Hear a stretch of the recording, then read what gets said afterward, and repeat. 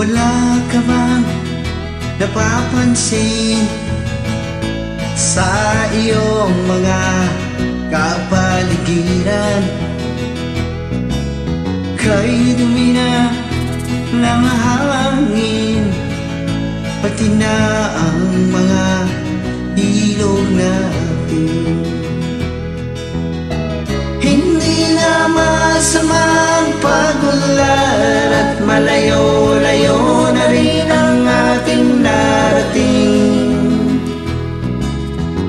Ngunit masdan mo ang tubig sa dagat, dati kulay asul, ngayon'y naging itim.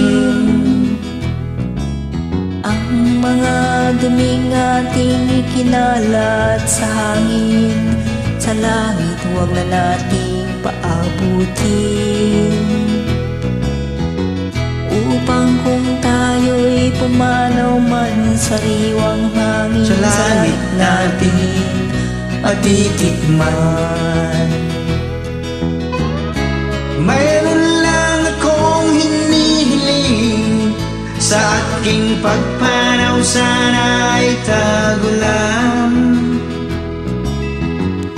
Gitara ko ay aking dadalhin, upang sa ulap na lang tayo magkantaan.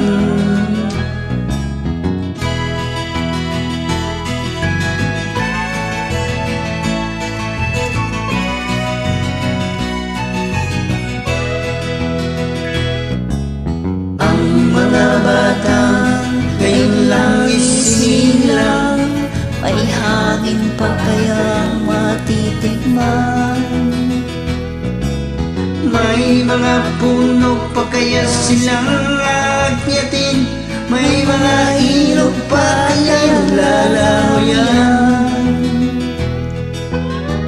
Bakit di natin pag-isipan ang nangyayari sa ating kapaligiran? Hindi na masama ang pag-ulan kung hindi nakakasira ng kalikasan. Darating ang panahong mga ibong gala ay wala nang madadapuan. Masdan mo ang mga punong dati ay kay katag, ngayon nagamatay dahil sa ating kalokohan. Lahat ng bagay na narito sa lupa, biyayang galing sa Diyos kahit nung ika'y wala pa. Ingatan natin at Huwag nang sirain pa, pagkat pag kanyang kanyang binawi, binawin tayo'y mawawala na. mayroon lang akong hinihiling, sa aking pagpanaw sana'y tagulan. Gitara ko ay aking dadalhin, upang sa ulap na lang